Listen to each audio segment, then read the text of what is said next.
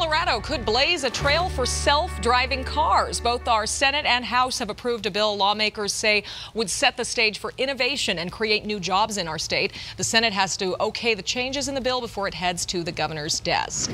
And a construction defects bill lawmakers were hoping to hold a hearing on last week has been postponed for more behind-the-scenes negotiations. This is an issue, though, that homeowners and home builders have been facing off on for years now. This has come up in the legislature many times. And here to discuss the importance of this, we have Kathy Barsner, the co-chair of the Home Ownership Opportunity Alliance, Ted Leidy of the Colorado Association of Realtors, and Lakewood Mayor Adam Paul. Thank you all for being here to talk about this. Thanks for having us.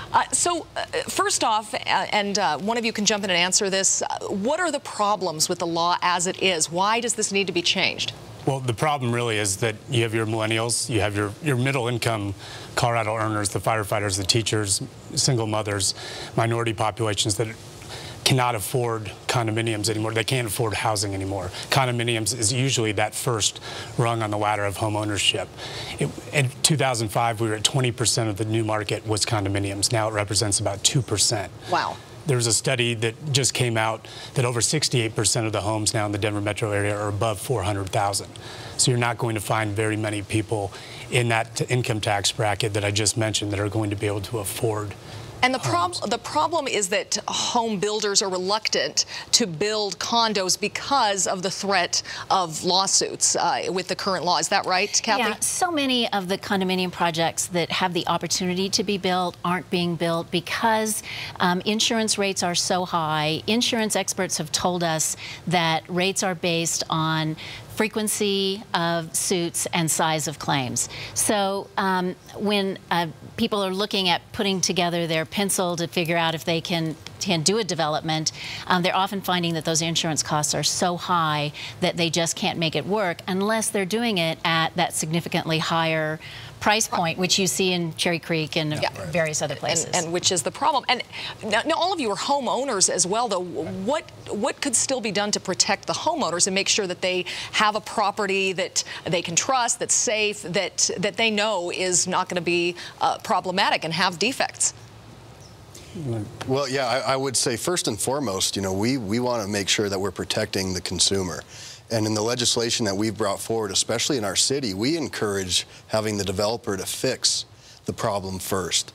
Let's get it taken care of. Let's make sure that all of the owners have the opportunity to understand what the issue might be. Let them all weigh in, get it fixed. Let's keep it out of litigation. Let's keep it out of court.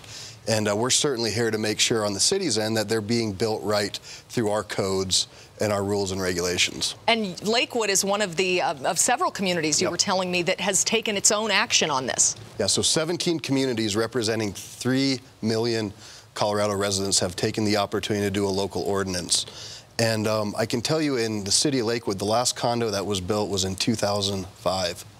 Wow. So it's been that long, and we've planned for transit-oriented development on the West Line, and all we're seeing is apartments. And it's not only the folks coming into the market, the millennials, it's also our seniors who are hanging on to their big single-family homes. They want to stay in Lakewood. We want to keep them in Lakewood, but we don't have any housing stock other than rental stock to move them into. So it's an issue that really affects all people, all folks involved. And lastly, I know you would rather see a full statewide fix to this. So this bill, some things being worked out, and it will be up for debate again this week. Are we closer to getting something done, do you think, this year finally?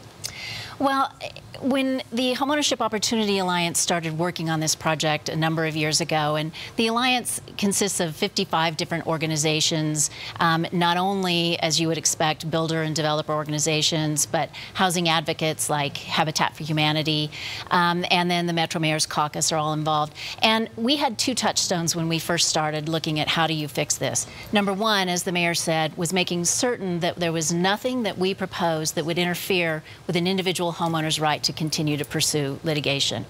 And then number two, to make sure that any legislation that we put forward would actually move the ball forward and increase the development of condominiums, which aren't happening now.